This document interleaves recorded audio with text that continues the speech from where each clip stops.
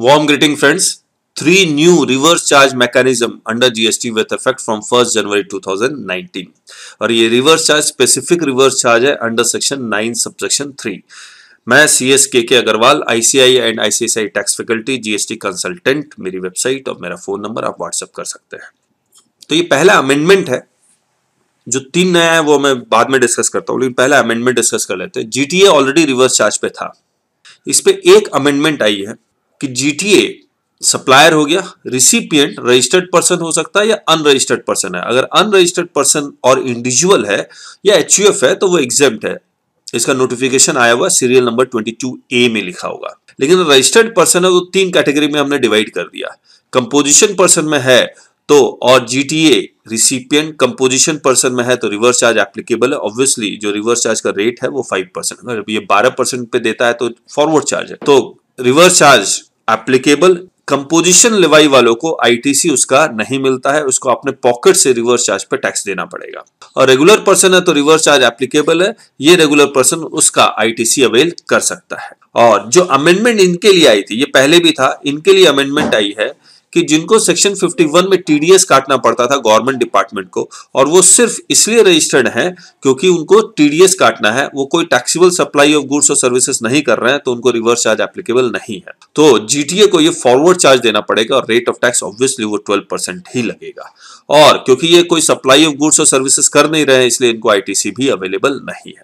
मैं exact law की language दिखलाता हूं आपको, आइए। Provided that nothing content in this entry shall apply to services provided by GTA by way of transport goods in a goods carriage by road to department और establishment of the central government और state government और union territory local authority governmental agency. Important line ये है, which has taken registration under the CGST act only for the purpose of deducting tax under section 51 और 51 में registration compulsory under section 24 subsection 6 persons who are required to deduct tax under section 51।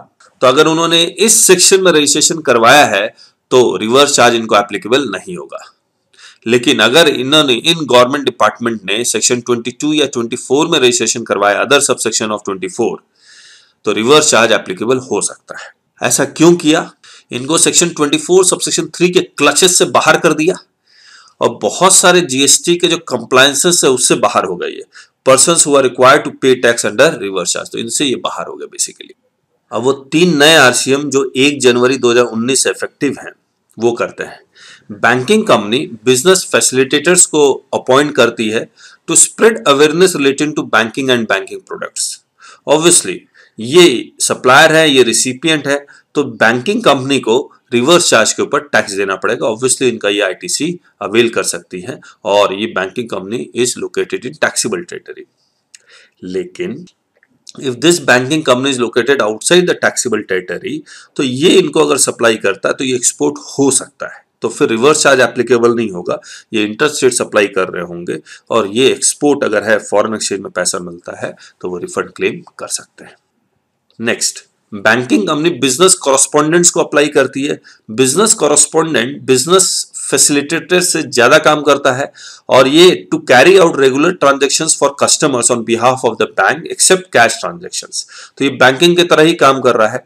तो ये business correspondent जब in banking company को कोई services provide करती है तो फॉरवर्ड चार्ज ही लगेगा, तो ये बिजनेस कॉरेस्पॉन्डेंट फॉरवर्ड चार्ज, और ये बैंकिंग कंपनी उसका ITC ऑब्वियसली क्लेम कर सकती है।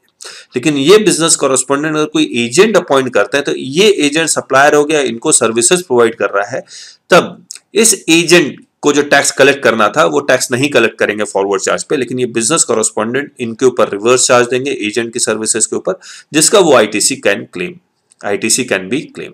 तो बेसिकली बिजनेस कॉरेस्पॉन्डेंट इनसे टैक्स कलेक्ट कर रहे हैं, ये आउटवर्ड सप्लाई है, इनका टैक्स इनवर्ड सप्लाई का ये खुद दे रहे हैं, तो ये रिवर्स चार्ज का ITC मिल जाएगा और इस फॉरवर्ड चार्ज के आउटवर्ड टैक्स के साथ एडजस्ट होकर वो बाकी टैक्स दे देगा। नेक्स्ट, अब तीसरा RCM करते हैं आपके साथ। Any person other than body corporate who is supplying security services by way of supply of security personnel to any recipient located in a taxable territory, और वो taxable territory में अगर composition person है तो forward charge पे tax लगेगा, reverse charge applicable नहीं है, और ये forward charge पे ये any person other than body corporate tax collect करेगा लेकिन इसको क्रेडिट नहीं मिलेगा।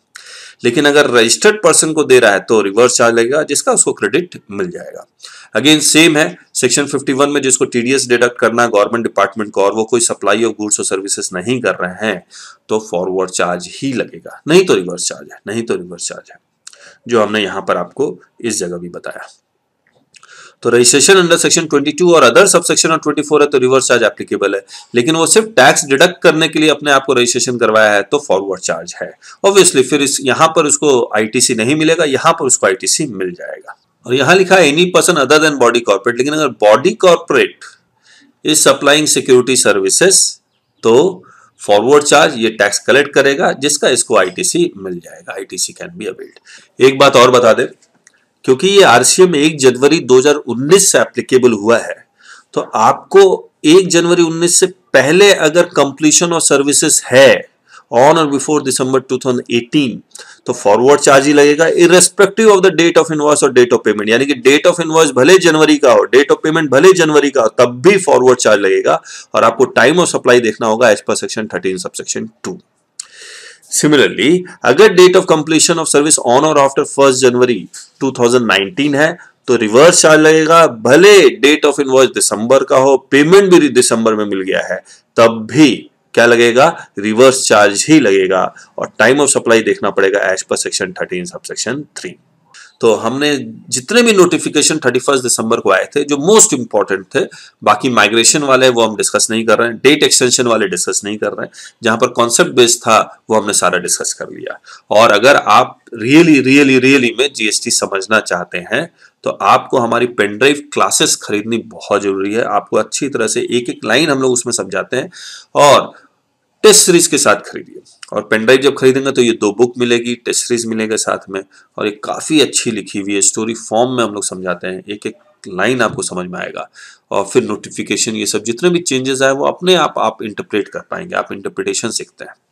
तो सिर्फ exam purpose point of view नहीं है, लार्जर पर्सपेक्टिव देखिए, क्योंकि आपको प्रैक्टिस करना है और जुगाड़ का सिस्टम खत्म हो चुका है जीएसटी के आने के बाद। इनकम टैक्स का असेसमेंट जीएसटी के असेसमेंट को भी इफेक्ट करेगा, ये हमने सब जीएसटी ऑडिट में भी बताया है आपको। चलिए, thank you so much, bye bye.